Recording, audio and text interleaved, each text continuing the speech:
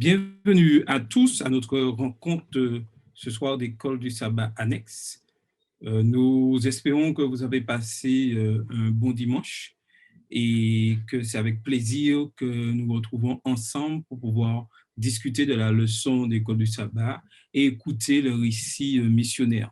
En tout cas, bienvenue à tout le monde, ceux qui sont en direct avec nous et ceux qui se connecteront plus tard, et que chacun puisse pleinement profiter de ces leçons et continuer toujours à étudier la parole de Dieu et être fidèle à sa parole. Alors, pour commencer ce moment, nous allons chanter avec Naomi au numéro 100 de notre hymne et louange qui a pour titre Méma. Bonsoir à tous. Donc avec les micros fermés, nous chanterons tous ensemble.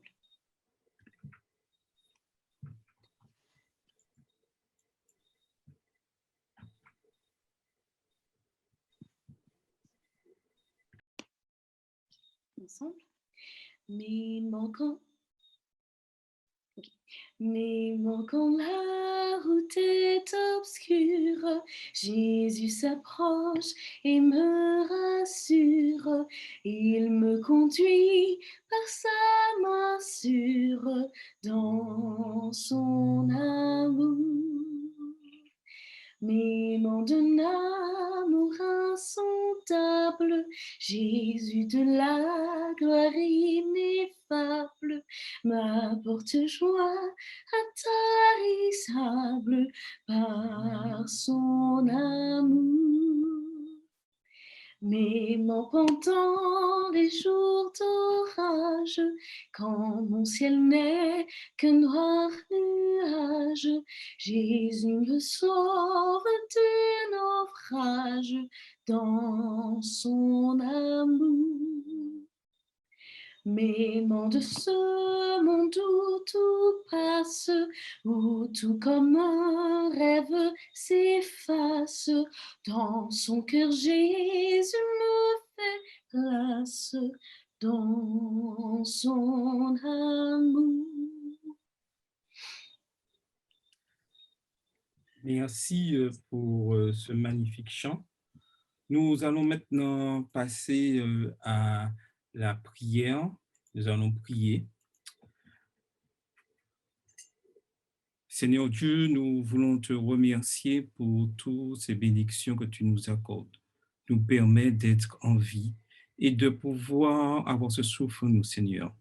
Nous voulons vraiment te remercier de cette opportunité qui nous permet de nous réunir pour pouvoir discuter de ta parole, Seigneur, et pouvoir échanger et que ce moment d'échange, ce moment d'évangélisation puisse toucher beaucoup d'âmes, Seigneur. Nous ne savons combien de bienfaits sont touchés par ces leçons, mais permet que ces promesses, chacun puisse les mettre individuellement dans leur cœur. Nous avons une pensée pour les malades, pour les personnes âgées de notre Église. Bénis-les, dirige-les et que tout soit fait pour ta gloire. Nous pensons spécialement à Harry qui aura à nous présenter cette leçon. Dirige-le, que ton Saint-Esprit soit avec lui. Bénis chacun d'entre nous, t'avons payé ton Fils pour ta gloire. Amen. Donc maintenant, nous aurons le bulletin avec Odile pour le bulletin. Oui, bonsoir à tous. Alors, le bulletin a pour titre « L'explosion de la bonbonne de gaz » et je vais vous parler de Noélia Sonwell qui a 35 ans. Donc, Noélia terminait la cuisson du repas du sabbat avant le coucher du soleil dans le village de Chase à Trinité et Tobago. Elle avait travaillé comme principale travailleuse biblique pour une série d'évangélisations qui avait abouti à 25 baptêmes. Amen. Maintenant, une femme ayant fréquenté les réunions et qui pensait au baptême l'avait invitée à une étude biblique un vendredi soir. Noélia cuisinait son plat guyanais préféré sur une cuisinière à gaz à 6 brûleurs dans son appartement. Elle attendait que les patates douces, le manioc, les tarots et les plantains finissent de frire. Son téléphone portable sonna. Elle tourna la tête pour regarder qui l'appelait et boum! une forte explosion a secoué l'appartement. La force de l'explosion a projeté Noélia à travers la pièce et elle a atterri le dos contre le mur. Alors qu'elle était sur le point de tomber, une main invisible sembla la poser sur ses pieds et la repousser fermement à travers la pièce remplie de feu vers la porte d'entrée. Dehors, Noélia a appelé à l'aide. Ses paroles étaient incompréhensibles, mais les voisins ont vu les flammes sortir de la porte de son appartement. Quelqu'un a appelé une ambulance. On continua à asperger Noélia avec de l'eau jusqu'à l'arrivée de l'ambulance. Quelqu'un a commencé à jeter de l'eau de seau sur Noélia et 2 autres personnes ont essayé d'éteindre le feu dans l'appartement.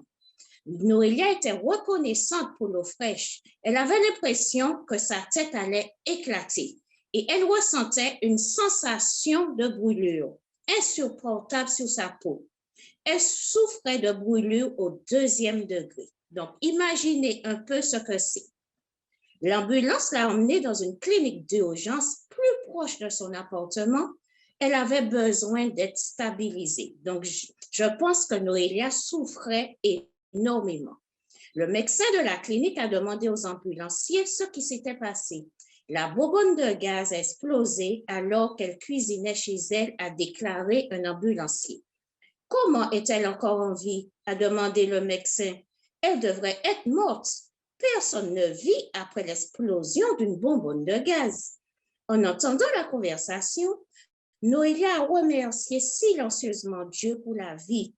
Tu dois avoir un but pour ma vie, a-t-elle prié. C'est pourquoi tu m'as sauvée.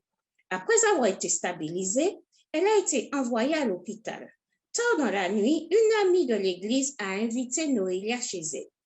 Noélia était heureuse de quitter l'hôpital, mais la douleur était terrible. Les membres de l'église ont été choqués quand ils ont entendu parler de l'explosion et l'ont vue le jour du sabbat. Ils ont prié avec elle et ont chanté des cantiques. Au coucher du soleil, après le sabbat, Noélia ne pouvait plus marcher.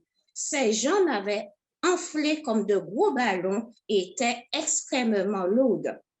Pendant le mois suivant, les femmes membres de l'Église se sont relayées pour rester avec Noélia pendant la journée. Les pasteurs lui ont rendu visite et ont prié avec elle. La récupération a été rapide. Après 1 mois et demi, elle a pu à nouveau marcher. Amen.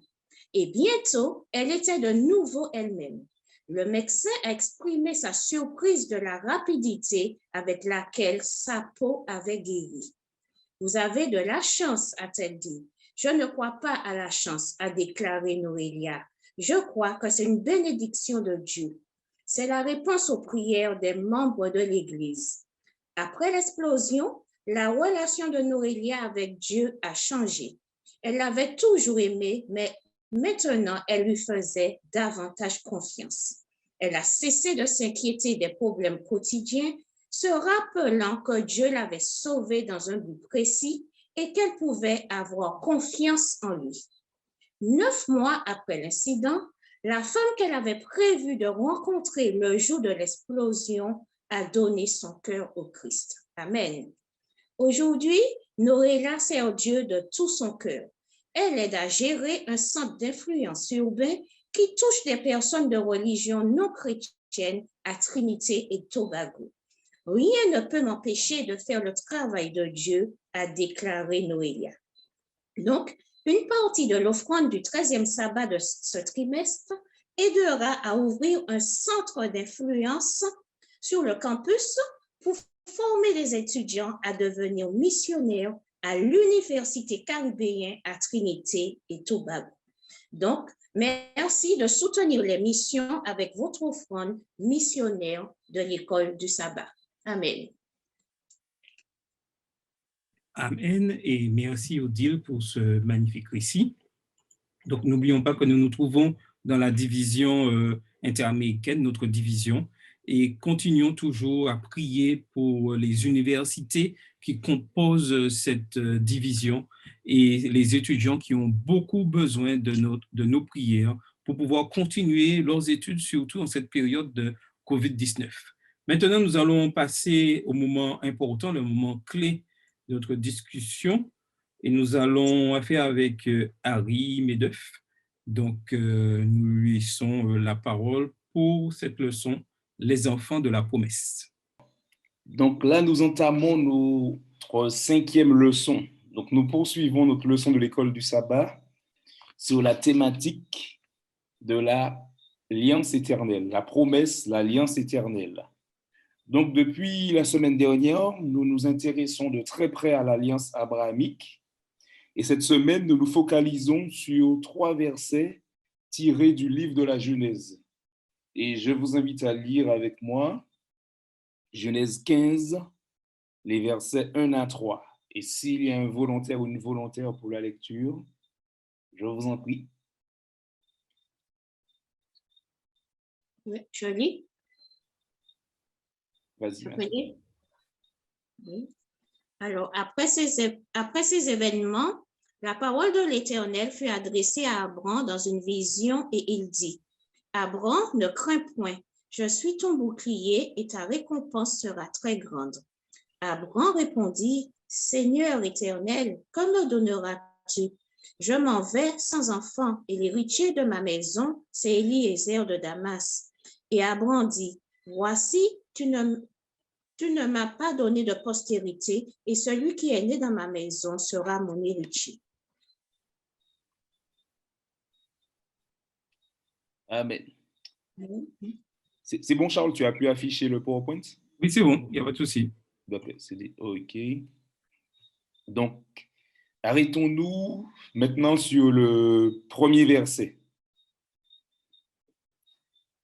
Donc, dans une vision de la nuit, Abraham entend une voix divine qui dit « Ne crains point, Abraham, je suis ton bouclier, ta récompense sera très grande. » La servante du Seigneur nous dit ceci dans Patriarches et Prophètes au chapitre 12, et je lis « Hanté par de sombres pressentiments, Abraham ne peut saisir la promesse avec la même assurance qu'auparavant, et il en demande la confirmation.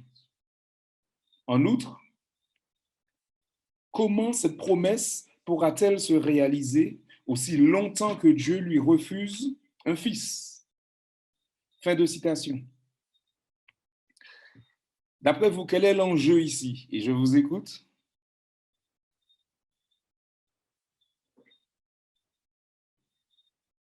Si vous êtes avec moi. Oui, bonsoir. Donc, évidemment, si Abraham ne peut pas avoir de fils, c'est sûr qu'il se pose la question de savoir comment il va faire pour perpétuer la postérité, puisque on sait que ce sont les hommes normalement qui doivent perpétuer la race. Donc, en fait, il se demandait avec raison comment il allait faire s'il n'avait pas un fils qui était né de lui, en fait, pour que la promesse de l'Éternel s'accomplisse. Donc, logiquement, il se posait la question et sa question était tout à fait légitime. Exactement. Donc, très bonne réponse. S'il y a quelqu'un d'autre qui souhaite réagir avant qu'on poursuive. Oui, je voulais simplement dire qu'effectivement, la promesse d'un héritier, surtout à cette époque, c'était très, très important pour la descendance. Mais il ne faut pas oublier que cette promesse était pour un héritier, un héritage qui était plus qu'un héritage temporel, c'est un héritage quand même éternel, puisque c'est la même promesse qui avait été faite depuis Adam, la postérité de la femme, donc la venue du Sauveur dans la lignée d'Abraham. Donc cette promesse avait une portée qui n'était pas seulement une portée limitée à une époque ou limitée à une famille, mais vraiment à une portée universelle. Donc, je pense qu'Abraham avait compris aussi tout cet enjeu. Donc, il y avait effectivement une crainte peut-être supplémentaire que cette promesse-là, finalement, ne se réalise pas parce qu'il c'était lui le problème, au fait. Exactement. Donc, très bonne réflexion, puisqu'on voit que c'est vrai que certes, il y avait une attente pour Abraham, mais si on regarde bien, l'attente même était même préalable à Abraham, puisque Adam aussi attendait. Donc, on se rend compte que ça dépasse même, c'est une attente qui dépasse même Abraham. Mais pour rester dans son contexte, on voit que justement, il est en attente parce que Dieu a parlé, mais ça fait déjà un moment qu'Abraham est là et il ne voit pas la promesse s'accomplir. Et son horloge biologique, ainsi que celui de sa femme, le cycle, l'horloge biologique de la femme est plus court que celui de l'homme, mais se dirige vers un point de non-retour. Donc, plus le temps passe et plus il voit que justement le temps est contre lui. Et c'est là que j'aimerais qu'on passe à la prochaine slide. Désolé, je vois pas trop je vois pas le diaporama s'afficher comme je lis en même temps sur mon ordinateur. Mais dans la troisième slide, il y a un intitulé qui est le laps de temps où tout se joue. Et justement, on peut se poser la question, qu'est-ce qu'un laps de temps? Et vous connaissez très certainement la définition, et c'est celle-ci. C'est une durée temporelle qui ne se base sur aucune valeur concrète pour indiquer le temps qui s'est écoulé entre deux événements sans pour autant être en mesure de le quantifier. Donc voilà la définition de laps de temps. Et on va passer à la prochaine diapositive où on voit qu'il y a une petite illustration. Donc, on voit que dans un premier temps, Dieu formule la promesse. Et dans l'histoire d'Abraham, on voit qu'il y a eu un moment où Dieu a formulé, a fait une promesse justement à Abraham. On voit dans le chapitre normalement 12, 14, donc où Dieu promet à Abraham qu'il aura une généalogie, que sa descendance, on ne pourra pas compter, il aura une descendance aussi nombreuse que la poussière. Il a promis à Abraham une bénédiction particulière. Et là, on se situe justement dans cette partie où Dieu formule la promesse. Et il va non seulement la formuler, mais il va la réitérer. Et après, il y a une autre phase. Et là, c'est la phase où l'homme expérimente le laps de temps de la promesse.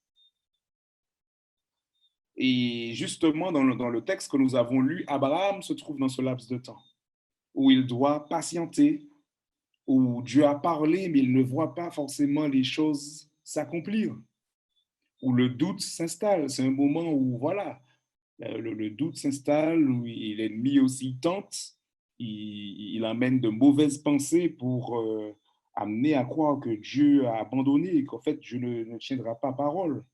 C'est aussi une période dans laquelle il y a un peu le silence de Dieu. Il a fait la promesse, mais Dieu n'était pas dans les oreilles d'Abraham tous les jours pour lui dire « je suis là, je suis avec toi ». Donc, c'est un moment où l'homme doit faire preuve de foi. C'est le cas de le dire. Et puis, le dernier point, la troisième étape, c'est le moment où Dieu accomplit la promesse. Et la réalité, c'est que pour l'être humain, il s'agit là d'une zone compliquée, puisque c'est au milieu. C'est là où il expérimente justement la patience, là où son action se fait au milieu. Si vous avez remarqué, on voit que Dieu agit, Dieu parle lorsqu'il formule la promesse. Et à la prochaine diapositive, on voit cela. Dieu promet et l'homme, il fait quoi? L'homme, il patiente et après, Dieu agit. Donc, ce qui est du ressort de l'être humain, c'est de savoir comment il va se comporter justement juste au milieu. Parce que c'est là que sa zone d'action se trouve. Et là, dans la prochaine diapositive, on voit cela, notre zone d'action, c'est le laps de temps de la promesse. Donc, la question que nous pouvons nous poser, c'est quelle attitude avoir dans ce laps de temps? Parce que c'est compliqué.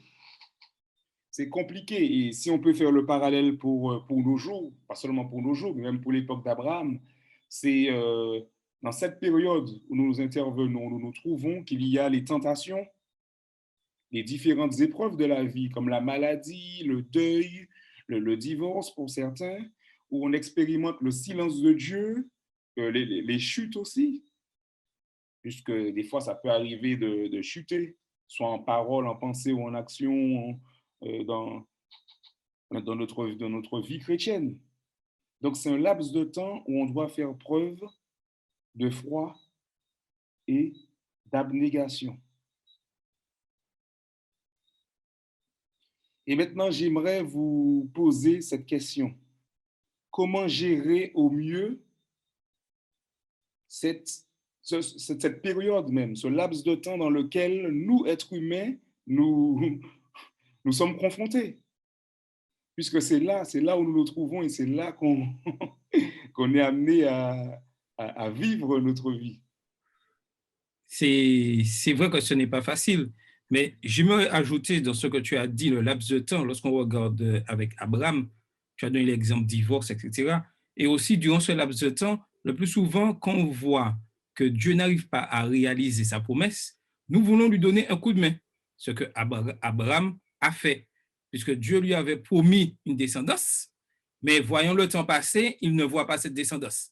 Donc, avec Sarah, ils ont mis un petit projet en place pour dire, bon, Dieu nous a promis ça, mais on ne voit pas, mais on va lui donner un petit coup de main. On a Eliezer avec la servante, et puis tu auras un enfant, tout ça avec Agar, et puis tu auras un enfant. Et des fois, nous avons cette même attitude. Dieu nous dit, OK, nous promet que nous aurons le salut, il y a un dimanche à faire, mais des fois, nous voulons faire les choses par nous-mêmes, à dire que ça ne va pas assez vite, donc à accélérer les choses. Donc, c'est vrai que c'est le laps de temps, c'est vraiment des fois très difficile humainement pour tenir. Ce n'est pas quelque chose de facile. Mais pour pouvoir tenir, je pense qu'il est important que nous ayons une relation importante, une relation profonde avec Christ. Exactement. Amen. Y a-t-il quelqu'un d'autre? Oui, je voulais dire, effectivement, je rejoins pas, tout à fait Charles. Et je pense que beaucoup de chrétiens expérimentent effectivement cela. Mais ce que je voudrais retenir de l'expérience d'Abraham, qui nous sert à nous, c'est que pendant ce laps de temps, effectivement, Abraham a eu des hauts et des bas, des moments de doute, des reculs de la foi, si on veut dire. Hein. Mais il y a quand même eu une progression. Et ce qui m'encourage, c'est qu'avant qu'Abraham soit appelé le père de la foi et qu'il arrive à ce point ultime de la foi quand il va offrir son fils Isaac, le fils de la promesse sur l'autel, Abraham, sa foi s'est développée, non pas de façon linéaire, hein, mais un peu comme un colimaçon. C'était avec des reculs, des avancées, des reculs, des avancées.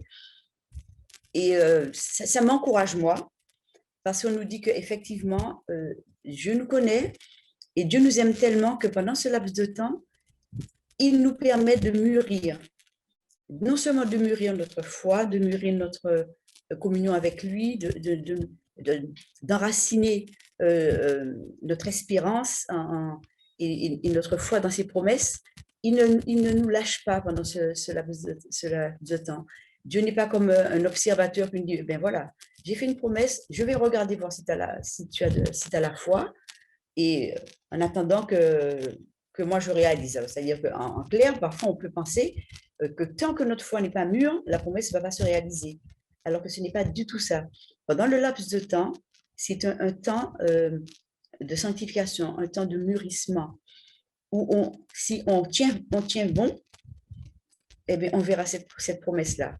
Et l'histoire d'Abraham est pour moi le plus grand des encouragements pour ma marche chrétienne. Et il y a Odile, je crois qu'il voulait intervenir. Odile, si elle m'entend. Vas-y, ma sœur. Oui, je disais que je suis tout à fait d'accord avec tout ce qu'il vient de dire. C'est comme on peut donner un exemple. Jésus nous a dit, ça fait des milliers et des milliers d'années qu'il reviendra. Jusqu'à présent, il n'est toujours pas revenu. C'est une promesse nous a fait. Donc maintenant, c'est vrai qu'entre-temps, il peut se passer beaucoup de choses. On peut douter, on peut perdre confiance et tout. Mais l'essentiel, c'est de revenir et de faire confiance à nouveau à Dieu, de persévérer, que ce soit dans le jeûne, dans la prière et surtout garder la foi. Le but, c'est d'atteindre l'objectif final, le salut. Exactement. Exactement. Amen. Donc, en tout cas, merci pour vos interventions. Et vous avez dit des choses très intéressantes. Et c'est vrai qu'on voit que quand on est dans ce laps de temps-là, il y a de l'impatience, il y a le désir de donner un coup de main à Dieu, comme Charles l'a mentionné dans l'expérience d'Abraham. Et des fois, nous voyons les choses tellement de manière rationnelle qu'on se dit qu'il faut prendre les devants. Des fois, Dieu nous a dit que c'est comme ça, mais on s'est dit non. Pour arriver à ce point-là, il faut que je donne un petit coup de main. Il faut que je fasse les choses à ma manière, avec mes méthodes. Alors que Dieu a déjà tout prévu. Dieu a déjà voilà, une idée en tête pour nous. Et ça pose la question également de l'attitude. L'attitude de l'être humain, justement, face à sa situation. Comment il se situe, où il se trouve lorsque Dieu prononce une promesse et lorsque Dieu doit l'accomplir. Comment il se situe dans son temps d'attente. Et nous voyons effectivement que dans l'histoire d'Abraham, il y a eu des hauts et des bas. Heureusement, il y a eu des hauts, mais ce qu'on va retenir, c'est que la persévérance est importante. Donc, des fois, peut-être qu'on a un petit coup de mou, peut-être qu'on peut avoir une petite déprime, on peut avoir un petit découragement. Mais en tant que chrétien, il faut apprendre à ne pas sombrer spirituellement, à pouvoir voilà, se nourrir des promesses de Dieu et à pouvoir compter sur lui. Donc, il y a une certaine attitude à avoir. Il faut se dire que le Dieu qui m'a parlé, le Dieu qui m'a promis quelque chose, le Dieu que j'ai déjà vu intervenir par le passé, il est capable de le faire à nouveau, même si je suis dans une période de doute ou de silence, et je sais que je sers un Dieu vivant et un Dieu tout-puissant. Et le but de l'ennemi, surtout à une époque comme la nôtre, où on voit qu'il y a la pandémie, où il y a différents découragements, on a l'impression que plus rien ne va. Bien que le monde n'a jamais été, après le péché, le monde n'a jamais été un long fleuve tranquille, mais on voit quand même que les choses ne vont pas en s'améliorant. Mais face à tout ça, face aux difficultés de la vie et face des fois aux difficultés, même si on a l'impression que Dieu est silencieux dans nos souffrances, eh bien, il faut nous dire que c'est là justement, c'est à ce moment-là que notre foi est exercée. Parce que si tout se passe comme on le souhaite, à ce moment-là, on n'a pas besoin de deux fois puisque tout arrive en un claquement de doigts. Donc, c'est justement, comme on dit, c'est au pied du mur qu'on voit l'ouvrier, mais c'est vraiment dans le silence de Dieu qu'on voit l'être humain, qu'on voit la foi de l'être humain. Même dans le jardin d'Éden, qui était un contexte de perfection, c'est pendant que Ève et Adam, c'est pendant qu'ils se retrouvaient peut-être vraiment sans voilà, les paroles de Dieu ou peut-être le regard direct de Dieu, lorsqu'ils se sentaient peut-être en autonomie, c'est là qu'ils devaient faire preuve de fidélité, c'est là qu'ils devaient faire preuve de foi face à la tentation. Il y a même une petite citation que j'aimerais partager avec vous dans la prochaine slide. C'est ton attitude, bien plus que ton aptitude, qui déterminera ton altitude. C'est une belle citation de Zig Ziglar. Ouais, j'apprécie beaucoup cette citation. Donc, c'est pas par moi, ce que j'apprends de cela, c'est que ce n'est pas par nos propres forces, nos propres tentatives qu'on peut obtenir la victoire sur la déprime ou sur les tentations. Mais c'est en humilité de cœur, en s'appuyant sur Dieu. Ça veut dire qu'on est conscient qu'on a notre part à faire. On est aussi conscient que Dieu est prêt à venir à notre secours. Et nous pouvons d'ailleurs dire, comme le sourd muet dans Marc 9 au verset 24, qui a dit « Viens au secours de mon incrédulité ». Nous pouvons prononcer ces paroles. On sait que Jésus, il est là, que Dieu est disposé à nous venir en aide. Donc, on peut dire, viens au secours de ma faiblesse, viens au secours de mon doute, viens au secours de mon anxiété, viens au secours de mes peurs. Donc, peu importe ce qu'on traverse, on sait qu'on peut compter sur notre Dieu qui est prêt à venir à notre secours. Et on va avancer encore. Là maintenant, on atteint notre deuxième partie, la deuxième partie sur laquelle j'aimerais échanger avec vous. Donc, dans notre deuxième partie, ne crains rien, je suis ton bouclier. Et lorsque le doute s'installe dans notre laps de temps, lorsque nous attendons une bénédiction de l'Éternel, il faut savoir que notre Dieu, il se révèle à nous par des paroles d'encouragement. De la même manière qu'il s'est révélé à Abraham en lui disant, ne crains rien, je suis ton bouclier. Lorsqu'Abraham a eu son moment de doute, Dieu lui apparut en vision en lui disant, ne crains rien, ne crains pas, n'aie pas peur. Et vous voulez savoir, ces formulations-là, on les retrouve combien de fois? Est-ce que vous savez combien de fois qu'on retrouve cette formulation dans la Bible? C'est-à-dire, soit ne crains rien ou ne crains pas. Donc, si on est déjà sur la slide, vous savez qu'on les retrouve 365 fois dans les Écritures. N'est-ce pas merveilleux? Donc, il y a quasiment une promesse pour chaque jour où Dieu nous invite à ne pas craindre, à ne pas céder à la peur.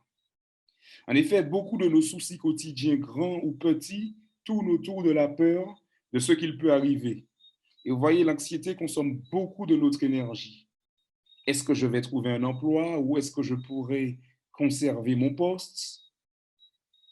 Que vont devenir mes enfants? Est-ce que je pourrai rebondir après toutes ces épreuves-là? Est-ce que je pourrai pardonner à mon frère ou à ma sœur? Est-ce que je suis en train de faire ce que Dieu voudrait que je fasse dans une telle situation?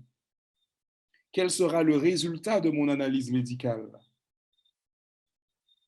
Suis-je en train de prendre la bonne décision? Est-ce que je dois me faire vacciner, oui ou non? Donc, il y a beaucoup de questions, des questions qui ne finissent pas de circuler dans notre tête. Mais pour chacune de ces questions, Dieu nous rappelle qu'il faut que nous nous tournions vers lui en priant et en ayant confiance en lui.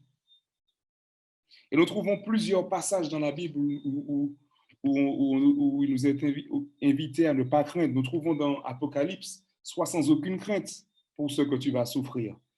Dans Apocalypse 2, verset 10. Il fait une promesse. Il dit, sois aucune crainte pour ce que tu vas souffrir. Il y a une promesse parce qu'un peu plus loin, il dit, je te donnerai la couronne de vie. Donc, il y aura des souffrances. Mais Dieu nous dit qu'il est présent avec nous dans la souffrance. Il est présent avec nous dans le temps d'attente. Dans Deutéronome, il nous est dit, 31 verset 6, soyez forts et courageux, ne craignez pas, n'ayez pas peur devant eux. Le Seigneur, votre Dieu, marche lui-même avec vous. Il ne vous lâchera pas, il ne vous abandonnera pas. Et je partage encore deux autres références avec vous. Par exemple, nous avons les psaumes qui nous invitent aussi, qui nous invitent à ne pas craindre. Par exemple, nous connaissons le psaume qui nous dit, le psaume 27 qui nous dit, le Seigneur est ma lumière et mon salut, de qui aurais-je crainte? Le Seigneur est le soutien de ma vie. Voilà. Et dans le livre de Jérémie, on peut également lire, ne crains pas, car je suis avec toi pour te délivrer. Donc le Seigneur ne va pas s'arrêter en disant, ne crains pas Abraham, mais il ajoute quelque chose. Il poursuit en disant, je suis moi-même ton bouclier, ta récompense sera grande. Amen. Et nous voyons que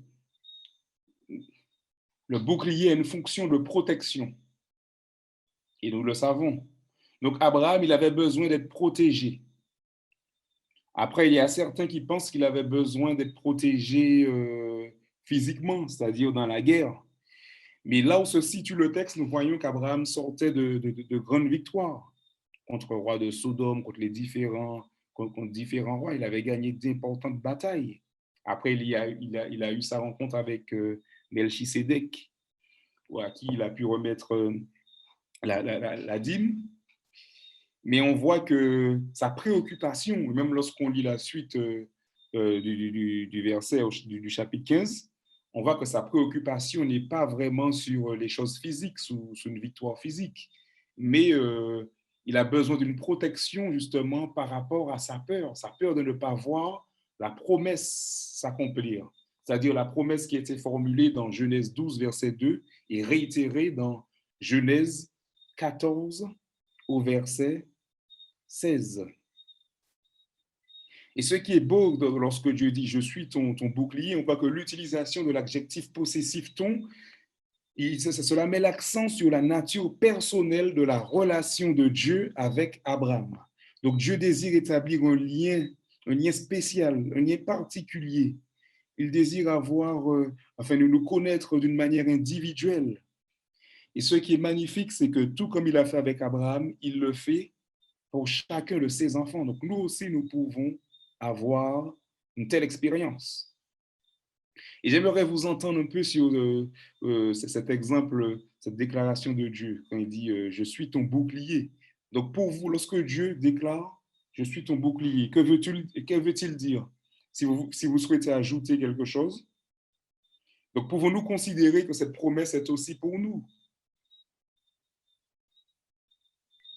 À vous la parole. Oui, je peux. Alors, je dirais que cette déclaration que Dieu a fait à Abraham, ne crains en rien, je suis ton bouclier. Aujourd'hui encore, Dieu nous fait cette même déclaration. Ne crains en rien, je suis ton bouclier. Ça signifie que aujourd'hui, tu n'as pas à t'inquiéter de quoi que ce soit. C'est moi qui dirige, c'est une façon pour Dieu de nous dire, c'est moi qui dirige, c'est moi qui contrôle, c'est moi le créateur de ce monde. Je sais ce que je fais et je le fais quand je veux. Donc, ce que Dieu veut nous faire comprendre, c'est que tout ce que nous avons à faire, c'est de rester fidèle à lui, que ce soit dans la prière ou dans le jeûne, de ne pas avoir peur. Il est là, il est à nos côtés, il est là pour nous protéger. Mais pour vraiment croire que Dieu soit notre bouclier, il faut déjà connaître ce Dieu, il faut déjà avoir une relation sincère avec ce Dieu pour que justement, lorsque nous nous trouvons dans une situation, lorsque nous nous trouvons dans des difficultés, que nous croyons vraiment que Dieu est notre bouclier. Amen. Amen. Et aujourd'hui, mes bien-aimés, comment Dieu nous montre de manière concrète, parce que si quelqu'un nous suit et a besoin de savoir comment Dieu se révèle à nous, comment Dieu, justement, va-t-il se manifester dans notre vie, dans notre quotidien, en tant que bouclier? Si vous avez une expérience ou si vous avez expérimenté comment Dieu vous a protégé ou vous a entouré de ses bras d'amour, n'hésitez pas à partager avec nous.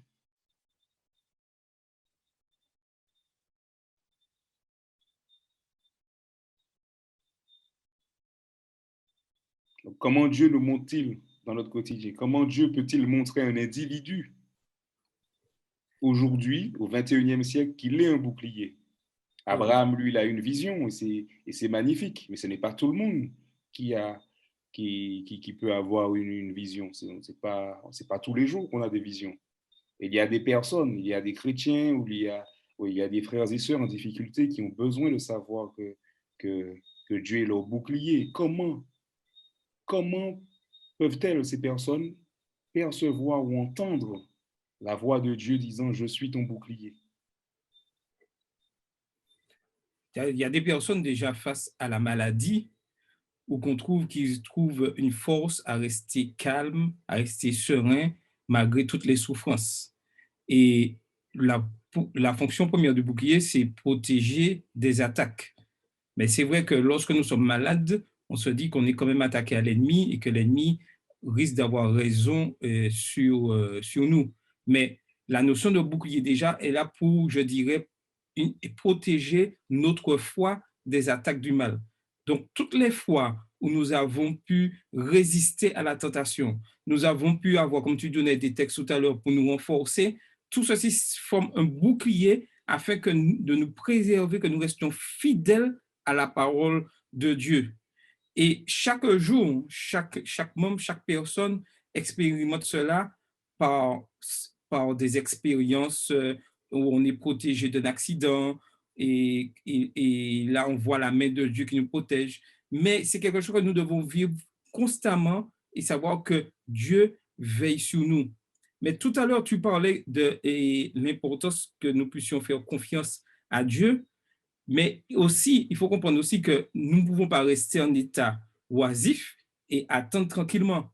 Nous devons être dans la patience, mais d'être de véritables éléments actifs, c'est-à-dire annoncer le message que Dieu nous a donné, puisque dans Matthieu 20 et Matthieu 28, c'est ce qu'il nous dit, et de faire des disciples de toutes les nations. Donc, nous devons, dans cette patience, nous devons être quand même actifs. Patience ne veut pas dire inactif, assis là, tranquillement ne veut pas dire oisif. Voici le mot que je cherchais. Là, dans la patience, il est important que nous soyons actifs. Et ça, c'est quelque chose qu'il est difficile des fois pour certains de comprendre. Oui, je suis là, j'attends le Christ, point barre, et puis c'est fini. Non, c'est pas comme ça. Non, mais tu marques un point très pertinent. Mais t'inquiète pas, Charles, on y vient. Je voulais aussi dire qu'en fait, par rapport à ta question, je ne pense pas qu'on puisse convaincre les gens de ce que Dieu fait pour nous, etc. Puisque je pense que c'est déjà une question de foi. C'est vrai que la manière dont nous vivons, la manière dont les gens nous voient, ça peut être un témoignage. Mais je pense aussi que par rapport à leur expérience personnelle, c'est une question de foi. C'est-à-dire que si quelqu'un au départ n'a pas cette base qui est la foi, on aura beau lui raconter, lui expliquer ce que Dieu a fait pour nous, comment Dieu a agi, etc. Cette personne n'aura pas cette vision que nous avons ou ne verra pas les choses de la même manière. Et pour pouvoir être convaincu de ces promesses, je pense aussi qu'il faut avoir dans son cœur expérimenté réellement ce que Dieu fait pour nous, c'est-à-dire toucher du doigt Dieu de manière concrète pour pouvoir comprendre. Donc, à mon sens, on ne peut que effectivement témoigner. On va expliquer. Mais pour que cette personne soit convaincue, là, par contre, je pense que c'est un cheminement, ça reste un cheminement personnel. Oui, c'est vrai, Carole. Là où tu marques un point, c'est que pour qu'une personne soit même à comprendre ou à entendre ne crains pas de Dieu, c'est, ouais, pour pouvoir accorder du crédit justement à cette promesse de Dieu, il faut préalablement croire. Ça veut dire croire en sa parole. Donc, ouais, ça fait partie quand même d'une certaine étape d'un cheminement. Tout comme Abraham, Dieu n'a pas dit à Abraham, ne crains pas qu'il ne sortait voilà, de nulle part. C'est qu'il savait déjà quand même un minimum qui Dieu était. Donc, ça vient quand même ouais, dans une autre étape du cheminement chrétien. Mais il y a quand même l'accent que je voulais mettre aussi par ma question, c'est que Dieu nous interpelle, mais il ne nous interpelle pas que par des visions. Et Charles l'a mentionné, par sa parole, Dieu nous rassure. Donc, quand nous lisons ses promesses, quand nous lisons ses différentes promesses aussi, on entend sa voix qui nous encourage à ne pas craindre et à ne pas céder à la peur ou à la panique ou au découragement. Mais à part les Écritures, il y a aussi d'autres manières. Je crois qu'il y a d'autres manières que Dieu utilise pour nous interpeller et pour nous inviter à garder courage et à tenir bon. Et justement, c'est pour ça que Dieu a choisi les hommes. Et c'est vrai que Charles commence à déjà aller sur ce terrain-là et c'est parfait. C'est que Dieu nous utilise en tant qu'humains qui ont expérimenté sa présence, qui ont expérimenté son amour, qui ont appris à gérer ce laps de temps, justement, dans lequel il faut être patient et dans lequel on est parfois tenté, dans lequel on se sent seul. Ils ont expérimenté ce temps, ils ont entendu Dieu dire « ne crains pas ».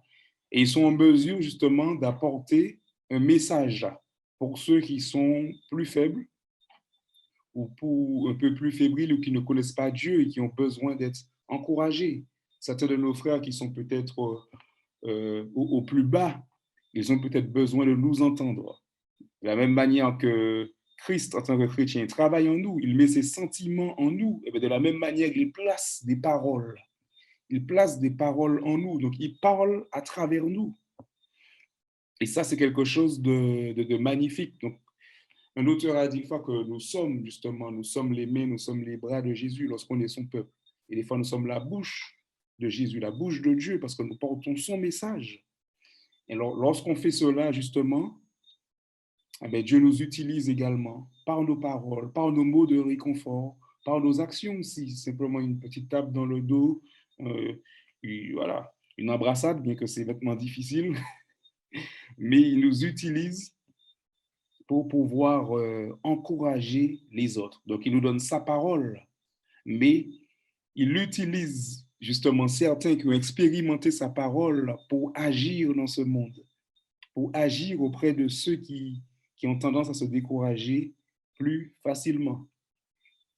Et ça, c'est quelque chose de merveilleux. D'ailleurs, Dieu fait de nous des collaborateurs. Il nous a mis, il nous a intégrés dans ce plan, dans ce plan du salut. Nous avons notre part à jouer. Il nous utilise en tant que disciples. Est-ce qu'il y a quelqu'un d'autre qui veut réagir avant qu'on aille plus loin, qu'on attame la dernière partie? Oui, je voulais dire, je peux intervenir, Georges. Oui, vas-y, mon ami. Oui. Donc, j'ai aimé le terme bouclier parce qu'effectivement, on a compris, et comme tu as parlé, qu'on peut s'encourager mutuellement parce que pour Abraham, ce n'est pas le sens qu'il avait besoin de protection vraiment physique parce qu'il était assez fort. Il savait que Dieu allait le protéger, mais pour lui, c'était plus sa relation avec Dieu. Il voulait savoir vraiment. Et je me mets un peu à la place et je pense à la fonction de bouclier que Dieu est pour moi parce que je me dis que dans le cheminement chrétien, nous avons des hauts et des bas. Et bien souvent, nous pouvons être découragés et par rapport à nos faiblesses, par rapport à nos combats. Et face à l'ennemi, des fois, nous tombons, des fois, nous nous relevons et des fois, nous pouvons avoir cette peur de dire, bon Dieu, mais est-ce que, Seigneur, est-ce que je suis encore dans le coup? Et Dieu me dit, mais non, Jojo, mais je suis ton bouclier. Je suis avec toi. Je vais t'aider à remporter la victoire. Je vais t'aider à remonter la pente. Et quand je suis face à ce bouclier, cette protection de Dieu, me dit, mon Dieu, mais il y a encore de l'espoir. Il y a encore cette possibilité parce que Dieu m'assure de sa protection, d'être mon bouclier. Et c'est une force pour moi et c'est une grâce de me dire que encore la promesse m'est encore donnée. Je peux encore m'accrocher à la promesse du salut et de la vie éternelle. Donc, c'est dans cette fonction-là que je vois cette grâce, cette bénédiction de savoir que Dieu soit mon bouclier. Voilà. Amen. Merci beaucoup pour ton partage. Merci. Et dans notre dernière partie, j'aimerais qu'on considère et qu'on voit Jésus, enfin qu'on voit le bouclier dans l'alliance ou le bouclier dans la promesse. En effet, dans l'alliance que Dieu a faite avec Adam, Noé, Abraham, Moïse, David, il y a un seul et même désir qui est celui de protéger, celui de sauver, celui de restaurer la race humaine. N'est-ce pas merveilleux? Et vous pouvez voir, j'ai mis quelques références. Donc, on voit les différentes alliances. Par exemple, en Éden, on voit la danse, je mettrai une inimitié entre toi et la femme, entre la postérité et sa postérité. Donc, on voit cette promesse de Dieu et on voit souvent la notion justement de postérité et d'héritier. Et en Éden, on voyait cette notion-là. Avec Abraham, on a vu cette notion-là. Avec Noé, on l'a vu. Avec Moïse, elle était présente, mais c'était surtout tous les principes, tout le principe du culte et du sanctuaire qui a été mis en place. Et dans l'alliance de David, il y a encore cette notion d'héritier et de royaume qui durera à travers les âges. Donc, on voit qu'il y a cette volonté de Dieu par l'intermédiaire d'un héritier de sauver, de protéger et de restaurer la race humaine. Et si on va un peu plus loin, en allant là, dans la deuxième diapositive, toujours avec le schéma, on voit justement que la personne, l'héritier, la personne qui a choisi de venir justement pour nous sauver, c'est Jésus-Christ. C'est Jésus-Christ qui est venu justement pour sauver, pour restaurer et pour nous protéger. Et là encore, là je pense que ouais, là il m'a manqué une diapositive. Mais je voulais encore par une diapositive vous montrer qu'il y avait justement ce même cheminement, mais dans le contexte avec la dimension christocentrique. Donc, où il y a la promesse de Dieu, et la promesse de Dieu, elle a été manifestée en Jésus-Christ. Mais elle a été manifestée en Jésus-Christ par son sacrifice. Donc, il y a cette action de Jésus-Christ où nous sommes justifiés. Donc, on voit qu'à ce moment-là, c'est Jésus-Christ seulement qui intervient. Et après, il y a justement une deuxième étape où c'est l'humain et le divin.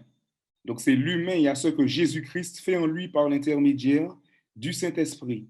Et à ce moment-là, au milieu, dans la case du milieu, on voit encore que l'être humain est impliqué. Et c'est là que tout se joue. C'est là que sa vie spirituelle va se jouer. Et c'est l'étape de la sanctification. Et il y a la troisième étape qui est celle de la glorification. Donc, c'est là où il y aura l'accomplissement de la promesse. Donc, on sait déjà que dans l'Alliance, la promesse est accomplie puisque Jésus est venu. Nous sommes déjà le royaume de Dieu, mais nous sommes dans le déjà là et dans le pas encore. Donc, ce qui se passe, c'est que on a certes la vie éternelle que Jésus-Christ nous promet, mais nous sommes en attente de l'immortalité. Et cette attente pour nous, même en tant qu'enfants de Dieu, elle est compliquée. Elle est compliquée pourquoi? Elle est compliquée pour la même raison qu'elle l'était à l'époque d'Abraham. Parce que c'est là qu'on devra faire preuve de persévérance. C'est là qu'on devra faire preuve de courage envers et contre tout pour pouvoir tenir bon dans notre cheminement spirituel et qu'on devra faire preuve de foi et développer le fruit dans l'esprit, comme on le voit mentionné dans Galates chapitre 5, verset 22. Donc, on voit que là encore, on retrouve ce même processus. Et c'est souvent au milieu, et c'est ce qui est fort, c'est au milieu que l'être humain a agi dans ce système mis en place par Dieu. L'être humain a sa part à jouer. Donc, ça veut dire que son rôle, c'est de pouvoir tenir bon, tenir ferme. Donc, il faut alimenter sa foi, étudier diligemment la parole de Dieu. Et qu'est-ce qu'on peut faire encore, justement, dans le temps que nous avons, puisque nous savons qu'on a un rôle à jouer dans la sanctification. Que c'est ce que Dieu fait pour nous toujours, mais c'est ce que Dieu fait avec nous aussi. Donc, est-ce qu'il y a quelqu'un qui voudrait réagir dessus?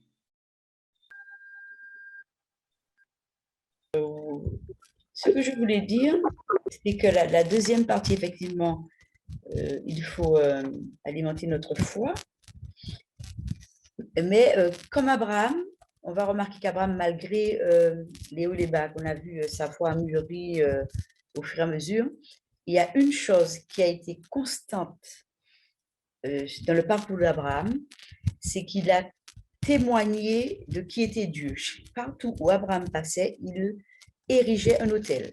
C'était ce témoignage fort qu'il avait. Ceux qui étaient autour de lui pouvaient voir qu'il était un croyant, qu'il avait un seul Dieu et comment il adorait Dieu. Donc, il avait toujours, c'était un missionnaire itinérant. Donc, nous aussi, nous avons cette responsabilité-là pour que notre foi aussi puisse être fondée. Il faut pouvoir aussi la partager. Exactement. Amen. Donc, on voit que dans notre cheminement spirituel, nous devons obtenir la victoire sur le péché. Nous devons tenir bon face aux difficultés de la vie avec l'aide de Dieu. Mais nous voyons aussi que nous avons une responsabilité, celle d'être un témoignage, et celle de partager l'évangile, partager la bonne nouvelle. Donc, de la même manière, comme la sœur Rosémie nous a dit, de la même manière qu'on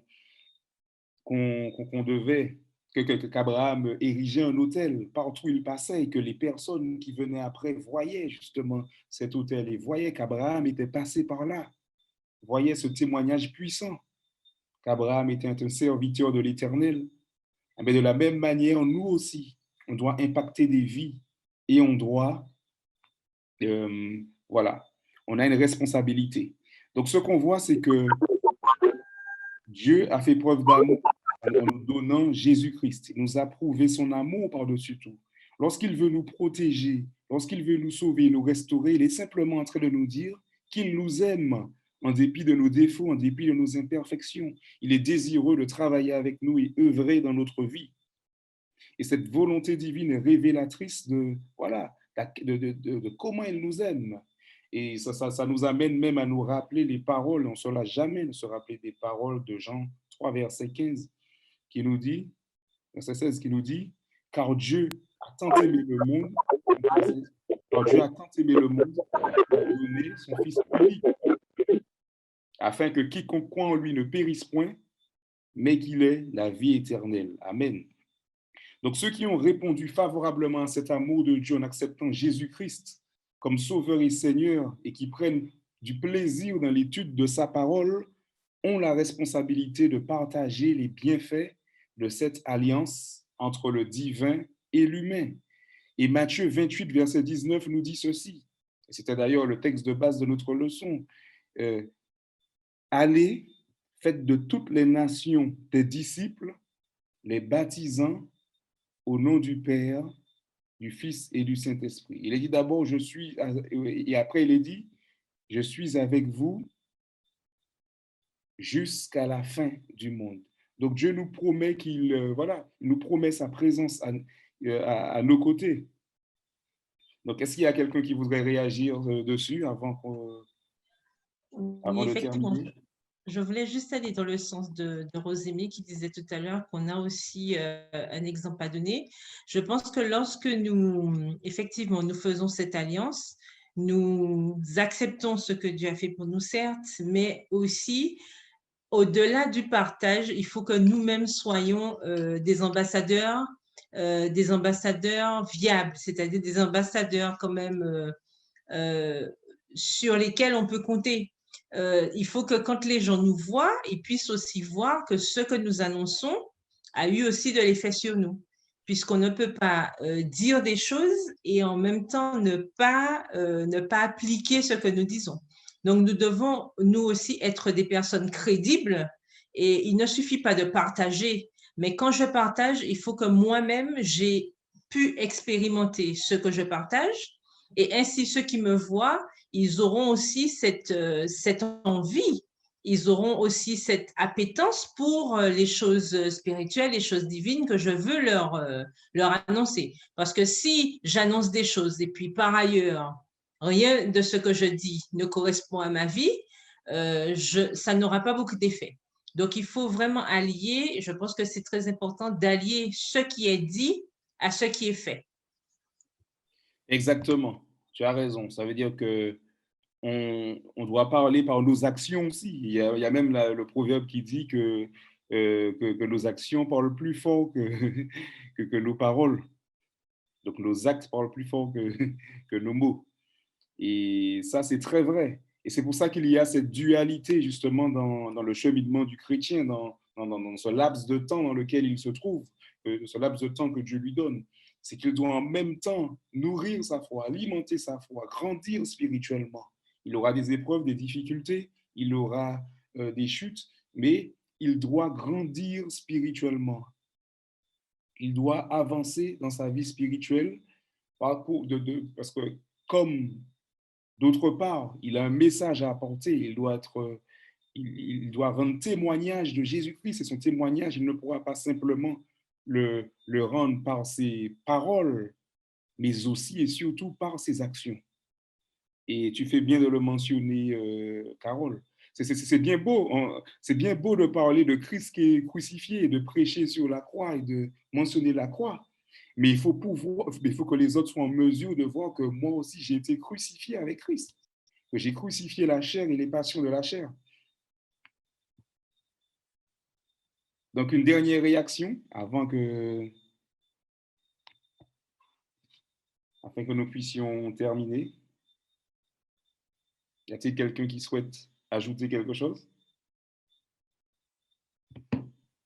J'ajouterai juste et on disait qu'il faut être vraiment un élément actif, surtout dans cette période de crise.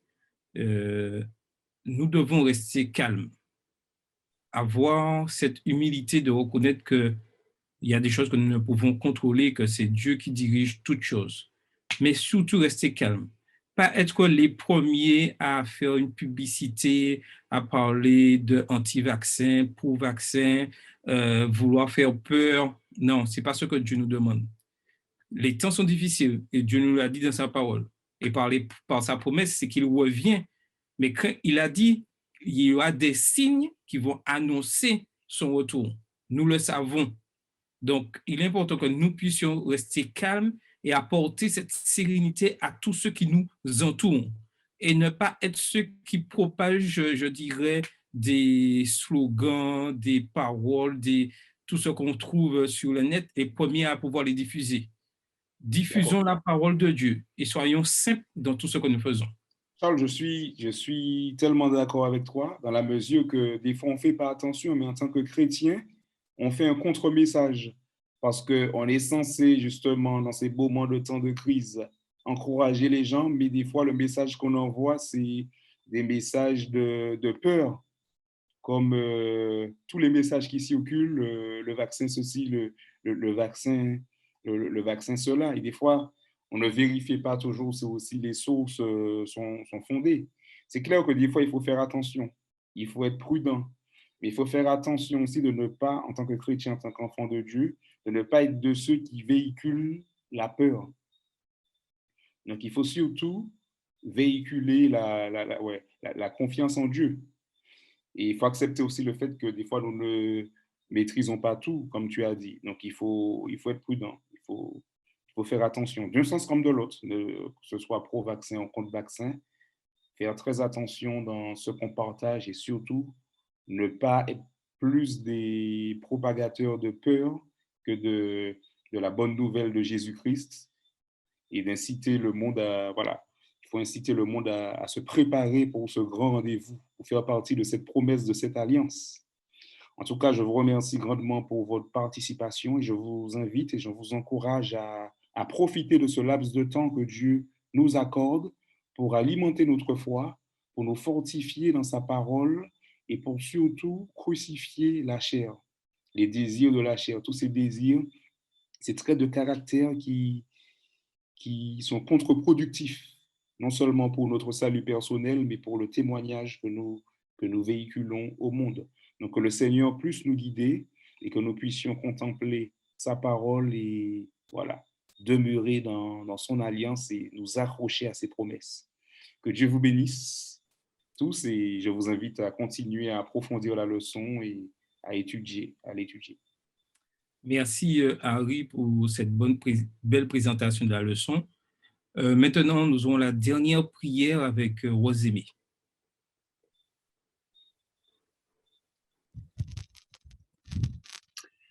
Inclinons notre tête pour la prière.